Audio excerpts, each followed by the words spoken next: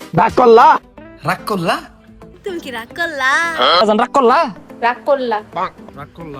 Guys, আমাদের দেশের নাম হচ্ছে সোনার বাংলাদেশ, কিন্তু এই দেশটা এখন হয়ে গেছে টিকটকারের বাংলাদেশ। কারণ এই দেশের প্রত্যেকটা ঘরে ঘরে টিকটকার, আর টিকটকারদের মুখে একটাই কথা, রাগ করলা। আর এই রাগ করার যে বিষয়টা বা রাগ করলা যে কথাটা, এটা ভাই হারাম। এটার কথাটা পরে বলি, আগে যে মেইন পয়েন্টে। বর্তমান বাংলাদেশের মিডিয়া প্ল্যাটফর্মে এমন একটা অবস্থা, যেই প্ল্যাটফর্মে যাবেন সেখানে শুনবেন শুধু রাগ করলা। ভাই রাগ করলা কথাটা শুনতে শুনতে ভাই আমার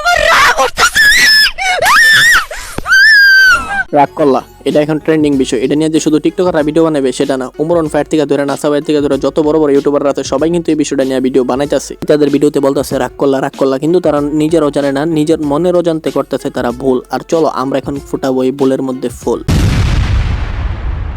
হেই গাইস, আসসালামু আলাইকুম, দিস ইজ তোয়ামিল গেমিং। তো কি অবস্থা তোমাদের, কেমন আছো তোমরা? বরাবরের মতো নতুন আরেকটি ভিডিও নিয়ে হাজির হয়ে গেলাম আমরা। মূল ভিডিওতে যাওয়ার আগে তোমাদেরকে একটা কথা বলি, এখানে বললে চলবে না, নিয়ে করতে হবে অ্যানাউন্স মাইক। তোমাদেরকে বলি ভিডিওতে করে দাও লাইক, আর চ্যানেলটাকে করো সাবস্ক্রাইব। লাইক সাবস্ক্রাইব না করলে কিন্তু আসলে ভাববো যে তোমরা রাগ করলা। আজকের ভিডিও টপিক কি সেটা পরে বলি, আগে বলো কার কার রাগ করলা কথাটা শুনতে শুনতে মনে চাইতেছে কচু গাছে ফাঁসি লটকা যাইতে ময়রা, আর কে কে ছাদ থেকে লাভ দিয়ে পয়রা মরার চেষ্টা করলা। আজকের ভিডিওর মূল টপিকই হচ্ছে রাগ করলা। এবার বলি তোমাদেরকে আমার মনের কথা, ভাই বিশ্বাস করে রাগ করলা কথাটা শুনতে শুনতে হয়ে গেছে আমার মাথা ব্যথা। আমি জানি এখনো তোমাদের অনেকের হয়ে রয়েছে খারাপ মন, তাই আমরা মনকে ভালো করার জন্য করছি একটা বিনোদনের আয়োজন। এই বিনোদনের মূল টপিক হচ্ছে রাগ করলা। এটা দিয়ে রাগ করলা নিয়ে আমি বানাইছি ছোট্ট একটা গল্পতে কথা বলছি অল্প। ভাই রাগ করলা বিষয়টা এমন একটা জায়গায় গেছে ভাই, মাথাটা গরম বলে নিতেছে। ভাবছিলাম যে আমার বন্ধুদের সাথে একটু আড্ডা দিতে, এক বন্ধু গুছি মারলো, আরেক বন্ধু একটা লাত্তি মারলো, মাইরা বললো বন্ধু রাগ করলা। আমার ছোট ভাই গেছে স্কুলে যাওয়ার পরে ওই বাড়ি কাজ করে নাই, তো বাড়ি কাজ করে নেওয়ার পরে চারে মারলো, ওরে 3-4টা বাড়ি মারে আসে, ওরে বলে রাগ করলা।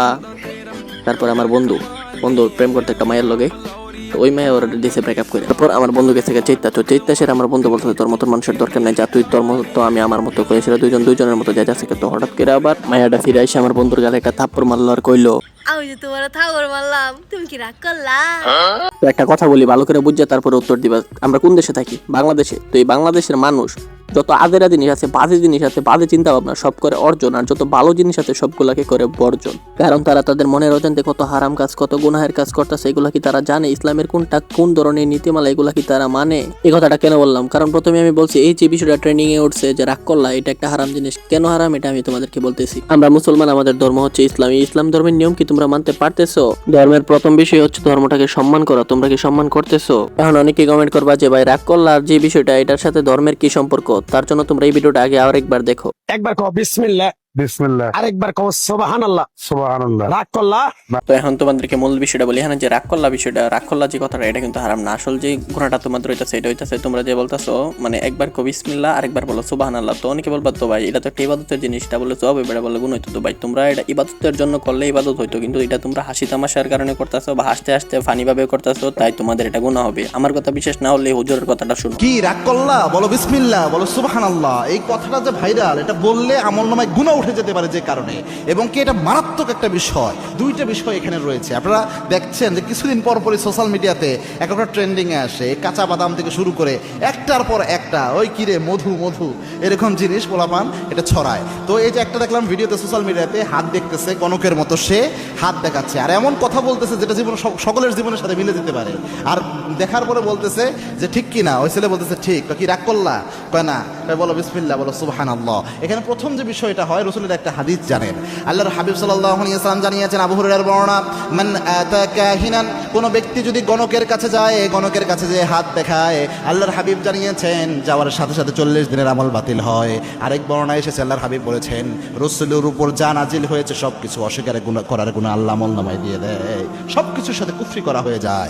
এক বর্ণনায় এসেছে 40 দিনের আমল নামাজ শেষ, আরেক বর্ণনায় এসেছে রাসূলের উপর নাজিল করা যা আছে সব অস্বীকার করার মতো গুনাহ আমলনামায় উঠে যায়। এটা হচ্ছে প্রথম, ওই যে হাত দেখানোর বিষয়টা, যেহেতু এটা আমরা ভাইরাল করতেছি, এটা অনেকেই এখান থেকে উৎসাহিত হবে। এই জন্য কারো কোনো গণকের কাছে কখনো হাত দেখাবেন না, গায়েবের একমাত্র মালিক আল্লাহ। 2 নাম্বার, এখানে বিসমিল্লাহ এবং সুবহানাল্লাহ এটাকে ফান হিসেবে ব্যবহার করা হচ্ছে। এই যে আপনি যে কোনো বন্ধুর সাথে দুষ্টামি করে, একটা ফাইজলামি করে বলে কি রাগ করলা, বল বিসমিল্লাহ, বল সুবহানাল্লাহ। এই যে বিসমিল্লাহ সুবহানাল্লাহ, এটা কিন্তু মারাত্মক একটা শব্দ। আল্লাহ রাব্বুল আলামিনের বরকতময় নাম বিসমিল্লাহ, সুবহানাল্লাহ, তাসবিহ, আল্লাহ রাব্বুল আলামিনের বরকতময়, এগুলার অসংখ্য ফজিলত রাসূল সাল্লাল্লাহু আলাইহি ওয়াসাল্লাম হাদিসে বলে গিয়েছেন। তো এই এই বিষয়গুলা এগুলা নিয়ে যদি আপনি ফাইজলামি করেন বা ফান করেন, এগুলা যদি আপনি আপনার স্বাভাবিকভাবে মজা করার জন্য ব্যবহার করেন, তো এটা তো মারাত্মক এবং এই ক্ষেত্রে অসম্মানজনক হলে ঈমান নষ্ট হয়ে যেতে পারে। এই জন্য এই কাজটা যেন আমরা না করি। শুধু যদি বলা হতো এতটুকু কি রাগ করলা, এটা একটা আলাদা হিসাব হতো, কিন্তু পোলাপান দেখি বিসমিল্লাহ সুবহানাল্লাহ সহ এইভাবে বলতেছে। এজন্য একটু সাবধানতা অবলম্বন করা উচিত যে বিসমিল্লাহ সুবহানাল্লাহ শব্দটুকু নিয়ে আমরা যেন ফাইজলামি না করি, যোগ না করি। এগুলো অনেক যুবক ভাই হয়তো আপনাদের কষ্ট লাগতে পারে, কি তোমরা রাগ করলা,